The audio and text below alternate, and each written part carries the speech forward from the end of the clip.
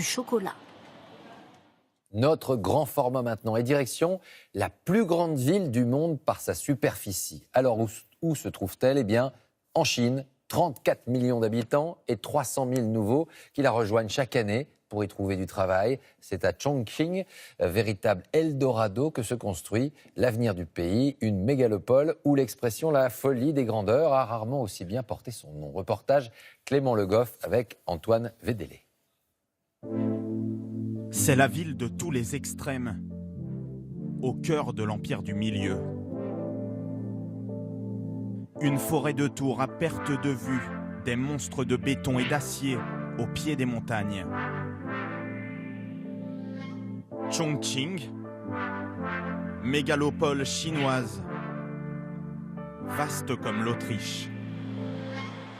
Sur les bords du fleuve Yangtze, il y a des habitudes qui ne se perdent pas. Moi, je viens pêcher ici depuis que je suis enfant. Mais regardez autour, la ville a beaucoup changé. Chongqing est immense aujourd'hui. Immense et verticale. Rendez-vous au 29e étage, chez Luo Dawan. Ce retraité a toujours habité la ville, aux premières loges de sa métamorphose. On surnomme Chongqing la ville montagne. On voit la silhouette de la montagne au loin. Et de nouveaux bâtiments se dressent sans cesse. Du coup, ça lui donne un nouveau visage. C'est impressionnant. Les bâtiments se multiplient comme des champignons qui poussent après la pluie. Des photos noir et blanc des années 80 à aujourd'hui, plus grand-chose en commun. Chongqing, l'histoire d'une ville à la croissance folle. Aujourd'hui, la mégalopole compte 34 millions d'habitants.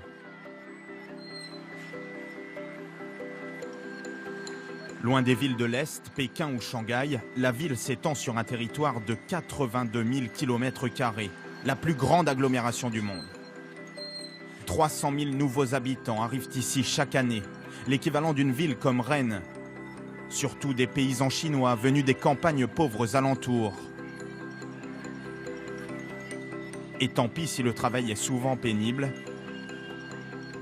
Chongqing est devenu leur Eldorado. Ça fait plus de 10 ans que je travaille ici. Avant, je travaillais dans les champs. Ici, la vie est bien meilleure que chez moi. Vraiment bien meilleure.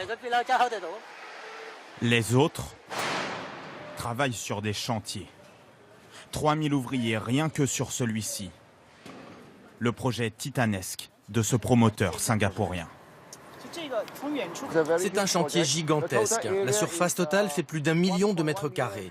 Ces 6 tours feront 250 mètres de haut et une autre posée dessus fera 250 mètres également. Une tour horizontale qui bientôt deviendra le nouveau symbole de la ville. Car Chongqing continue de grandir. À l'origine, dans les années 80, le téléphérique était l'un des rares moyens de transport ici. Aujourd'hui, le gouvernement chinois veut faire de Chongqing la locomotive du sud-ouest. 17 milliards d'euros ont été injectés chaque année depuis 20 ans dans l'industrie, l'immobilier et les transports. Et en la matière, voici sans doute l'échangeur routier le plus compliqué du monde. 15 bretelles réparties sur 5 niveaux. Même Luo Dawan a du mal à s'y retrouver. Même en ayant toujours vécu ici, on doit mettre le GPS quand on prend la voiture. Il y a toujours de nouvelles routes. Tout est bon pour optimiser l'espace. Ici, le métro s'arrête parfois juste en bas de chez soi. Il traverse l'immeuble. Depuis plus de 20 ans, Chongqing affiche l'un des meilleurs taux de croissance de toute la Chine. Plus de 10% aujourd'hui. La mégalopole est aussi l'un des points de départ des nouvelles routes de la soie. Elles doivent relier l'Empire du Milieu à l'Europe. La ville montagne n'a pas fini de s'étendre.